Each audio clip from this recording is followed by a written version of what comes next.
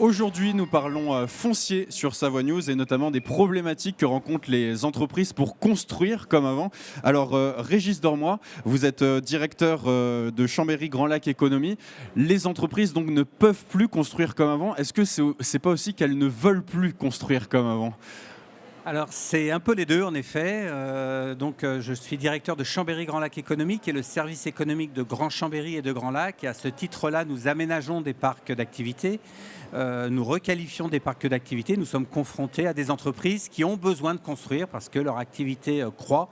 Elles essayent de recruter et donc il leur faut plus de surface. Et aujourd'hui, vous le savez, nous sommes entre les montagnes, avec le lac, avec des axes de circulation qui font que c'est compliqué physiquement d'avoir des terrains pour ces entreprises-là. C'est difficile aussi au niveau social, au niveau sociétal, d'imperméabiliser des terres et on peut tout à fait le comprendre. Et donc nous avons voulu faire passer ce matin le message que construire comme avant, de façon, je dirais, horizontale, ça devient de plus en plus compliqué. Il faut sans doute aller vers de la verticalité, aller vers plus de qualité.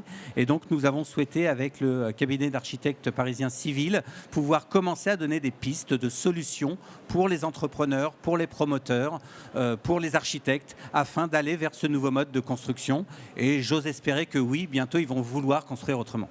Alors justement, les nouveaux modes de construction, les leviers pour faire face à ces problématiques. Lucie Joannard, donc vous êtes directrice de projet chez Civil Architecture. Est-ce que vous pouvez nous expliquer justement quels sont les leviers qu'on a à notre disposition pour optimiser les espaces, trouver de nouveaux espaces pour les nouvelles créations d'entreprises ?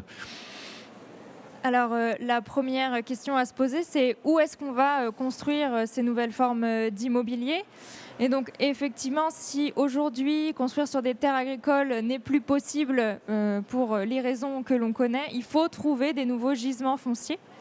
Et donc, parmi ces nouveaux gisements fonciers, on a aujourd'hui toutes les nappes de stationnement qui existent et qui peuvent devenir des nouveaux quartiers d'activité en mettant le stationnement en silo. Et puis, on a également tous les parcs d'activité existants qui, on le sait, ont des formes urbaines assez peu denses, avec des références plutôt de rez-de-chaussée, avec des bâtiments au milieu des parcelles. Et donc, pour agir sur ces fonciers-là, il faut agir avec les entreprises et les connaître, savoir leurs besoins de développement pour les accompagner à densifier leur foncier en rajoutant un étage, en étendant leur bâtiment, en le réhabilitant. Et puis, c'est aussi bien repérer les moments où les entreprises libèrent des fonciers, parce que c'est des moments précieux pour agir sur ces fonciers et créer les nouveaux mètres carrés dont les entreprises ont besoin en Savoie. Donc concrètement, ça se présente comment ? On peut par exemple mettre un parking sur le toit des entreprises, ce genre de choses ? On peut totalement déjà revoir effectivement les places de stationnement. C'est un des grands enjeux parce que chaque entreprise a son parking. Donc, quel est le foncier qu'on peut libérer si on mutualise ces stationnements, si on fait des parkings silos ? Quel est le foncier qu'on libère si on les met effectivement sur le toit ?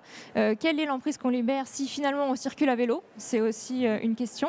Et puis, on a aussi la question des camions.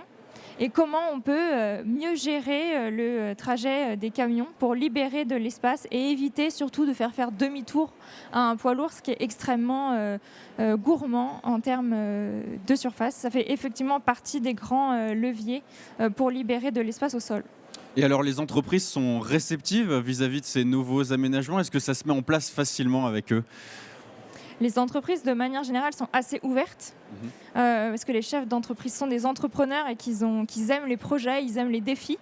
Et tant qu'on comprend bien leur cahier des charges, qu'on se projette dans leur activité, qu'on les connaît, qu'on sait de quoi ils ont besoin en termes de livraison, en termes de process, ils sont tout à fait à l'écoute de découvrir des nouvelles solutions.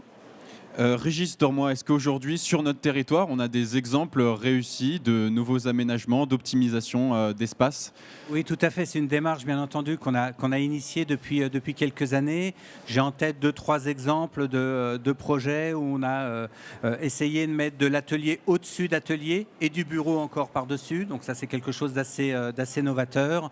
On travaille aussi sur un projet au nord d'Aix-les-Bains pour faire un parking mutualisé pour l'ensemble d'un parc d'activités, non plus à la parcelle, en y mettant autour du bureau et des ateliers de façon à avoir une rentabilité sur le projet. Et c'est des solutions qui, a priori, sont de bonnes solutions. Et les prochaines priorités pour le territoire, peut-être en termes de chiffres, en termes d'espace dont on a besoin, qu'est-ce que ça représente?